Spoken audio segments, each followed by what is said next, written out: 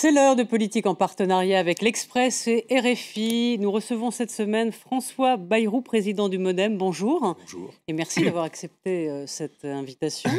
Vous serez également interrogé par Frédéric Rivière de RFI et Christian Macarian de l'Express. Bonjour, messieurs.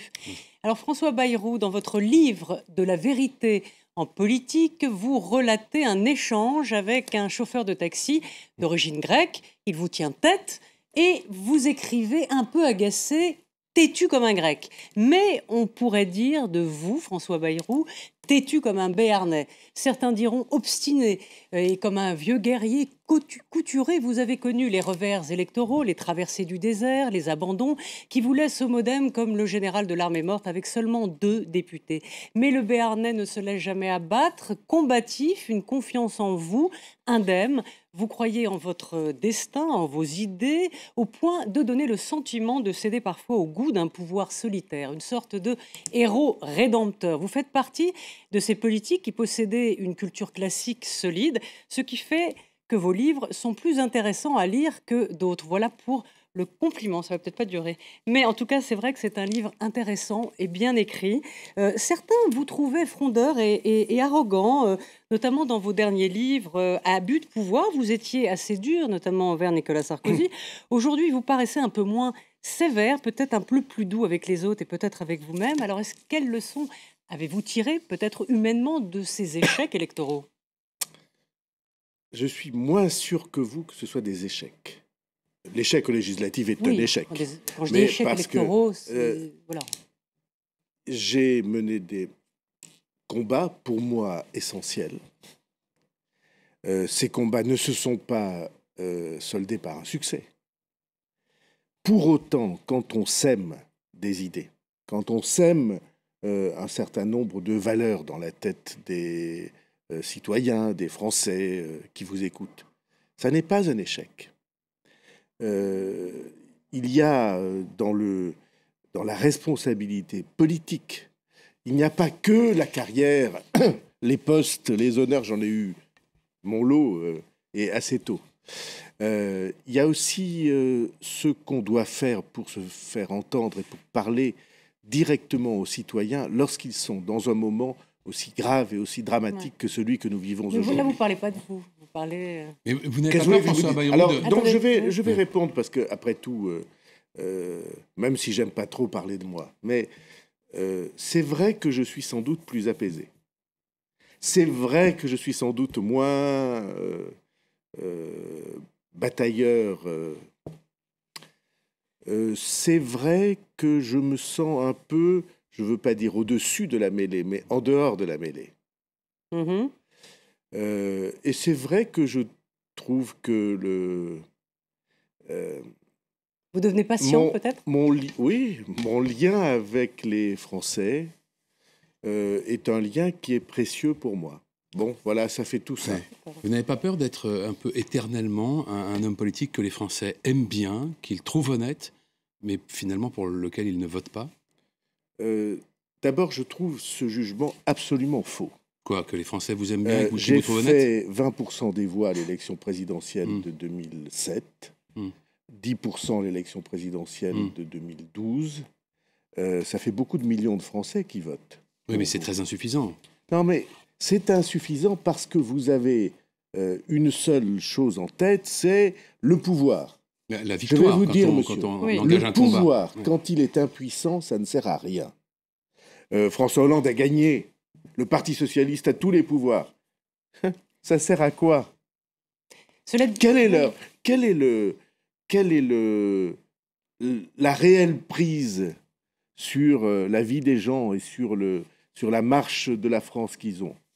Aujourd'hui, très très peu, et si peu que tous les Français s'en inquiètent. Et donc cette idée qui consiste à dire « Monsieur, ce que vous faites est juste, vous avez eu raison avant tous les autres », ce qu'on entend très, très souvent. Mais la bipolarisation, c'est tellement fort, au fond, il n'y a que les 2 partis principaux qui peuvent gouverner. Est-ce que ça n'est pas une marche de Don Quichotte par rapport au moulin ?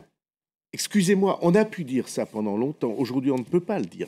Pour une raison extrêmement précise, cette domination des deux partis principaux, ça nous a mené où?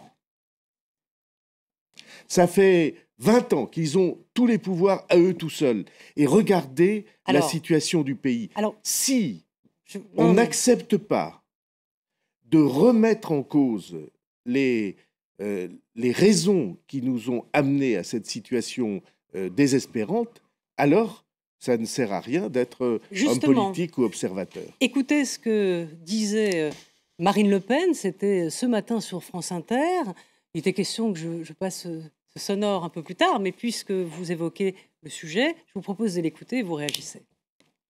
Purement régalienne. Si je peux essayer de peut-être de résumer ce qu'est le gouvernement actuel, il arrive au tour de force de réunir en même temps les pires défauts de la droite et les pires défauts de la gauche.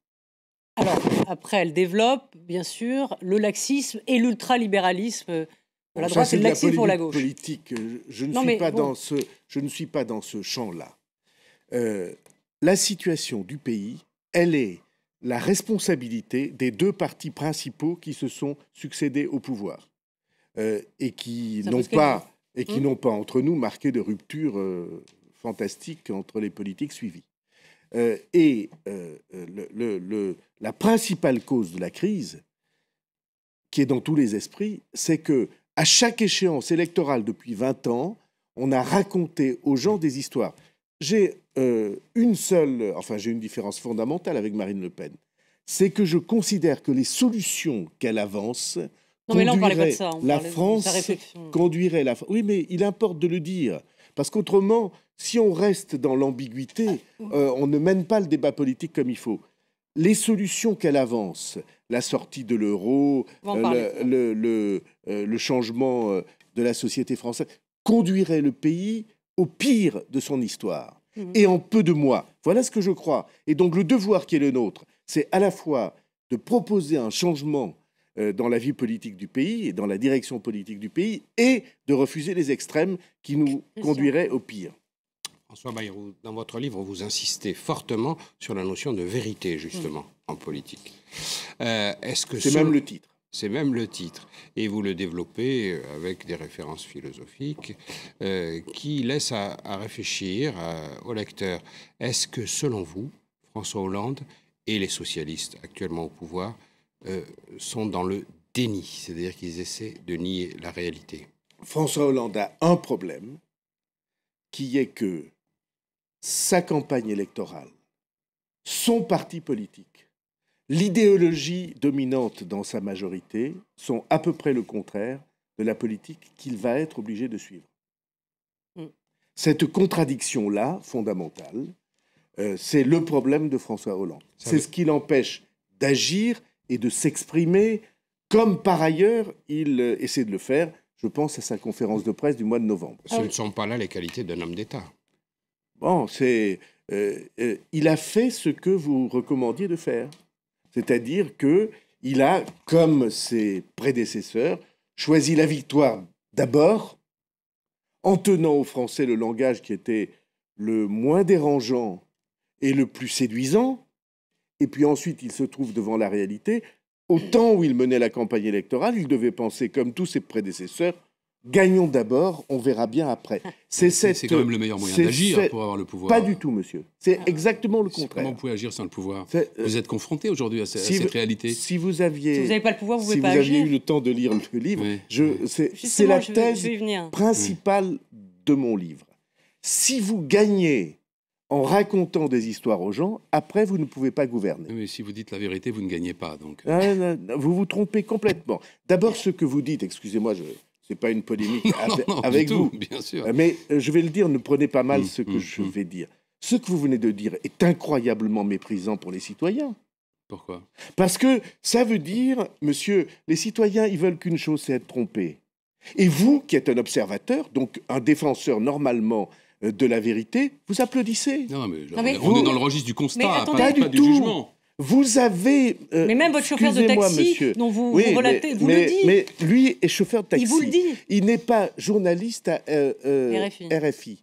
il n'a C'est un citoyen aussi. il n'a pas une responsabilité d'observateur des affaires du monde dans une radio comme celle-là. N'est-ce pas? Croire que le peuple des citoyens est incapable d'affronter la vérité, c'est une incroyable dose de condescendance ou de mépris. Moi, je pense exactement le contraire. Je pense que le jour où les Français voudront s'en sortir, ils choisiront des responsables politiques qui s'adresseront à eux comme à des citoyens adultes capables de saisir leurs responsabilités dans la vérité. Alors, vous n'êtes pas le premier homme politique à parler de la vérité. C'est un thème assez éculé en politique. Mais vous je ne crois pas que ça soit éculé. En tout cas, à la pratique. On les a tous entendus, il faut dire la vérité. Oui, mais ils le font moins qu'ils ne le disent. Alors, vous écrivez, au début de votre livre, c'est parce que la vérité a manqué dans le débat et qu'on a manqué à la vérité que la France est entrée dans l'impuissance politique. Alors, j'ai quelque part envie de vous demander, le chômage, par exemple, le chômage qui a atteint presque le record de 97, en quoi la vérité pourrait inverser la courbe du chômage, concrètement? Je ne sais pas, j'essaye de... Arrêtons-nous une seconde. Pourquoi y a-t-il du chômage en France? Est-ce que ça a un lien avec la vérité? C'est un lien évident. D'accord, expliquez-nous. Pourquoi y a-t-il du chômage en France? Parce que les entreprises françaises, les créateurs d'activités, les créateurs d'emplois se trouvent bloqués par une organisation de l'État, par une organisation politique, par une organisation administrative qui, au lieu de les aider, les freine. Il y a d'admirables entreprises en France. Par exemple, dans l'aéronautique, dans ma région. Par exemple, dans les travaux publics. Par exemple, dans l'eau et l'environnement, admirables entreprises. Pourquoi est-ce que les autres secteurs d'activité ne sont pas au même niveau? Je vais prendre un exemple très simple. On a moins de savoir-faire, qu'on est moins en pointe. Pas du tout. Mais là, il n'est pas une vérité, là, c'est une appréciation que vous faites sur le fonctionnement de l'État. D'abord, je ne vais pas m'éterniser à un débat qui serait un débat blabla. Hein. Comment ça? On parle de vérité, c'est important. Non, monsieur, vous dites la vérité à avoir avec le chômage. Excusez-moi, vous avez 5 millions de gens qui ne peuvent pas travailler. C'est un pays qui est en dégringolade, qui suit une pente qui est une pente insupportable pour chacun d'entre nous. Et on n'est pas là pour faire du blabla, on est là pour trouver les réponses. Pourquoi la France n'a-t-elle pas pu faire les réformes que tous les pays autour d'elle ont faites? Parce que les hommes politiques l'ont berné. Les campagnes électorales l'ont berné. Et pourquoi on ment en politique? Parce qu'ils suivent votre doctrine. Non, mais moi je voulais suivre votre raisonnement à la question en quoi la vérité a à voir avec le chômage. J'ai pas de débat avec vous. Mais non, mais moi non plus. Excusez-moi. Et puis ça ne m'intéresse pas pour dire la vérité. Oui. Et donc, la question est celle-là. Nous n'avons pas pu faire les réformes parce que le peuple a été berné à chaque campagne électorale. Pourquoi est-il berné à chaque campagne électorale? Parce que nous sommes le seul pays dans lequel chaque échéance électorale, c'est tout ou rien. Vous avez tout le pouvoir, vous n'en avez aucun, et si vous êtes indépendant, vous n'êtes même pas représenté, comme vous l'avez rappelé. L'extrême droite, l'extrême gauche et le centre, à toutes les élections présidentielles depuis 12 ans, ont fait ensemble, ils ne sont pas d'accord, mais la somme de leurs voix, c'est 40% des voix. Représentation zéro. Qu'est-ce qui fait de vous un citoyen qui a le droit d'être représenté et des millions de Français qui ont voté pour moi ou pour Madame Le Pen ou pour Monsieur Mélenchon une interdiction d'être représenté? Dans quelle loi, dans quelle constitution est-il écrit qu'il y a des citoyens qui sont représentés abondamment et des sous-citoyens qui ne le sont pas?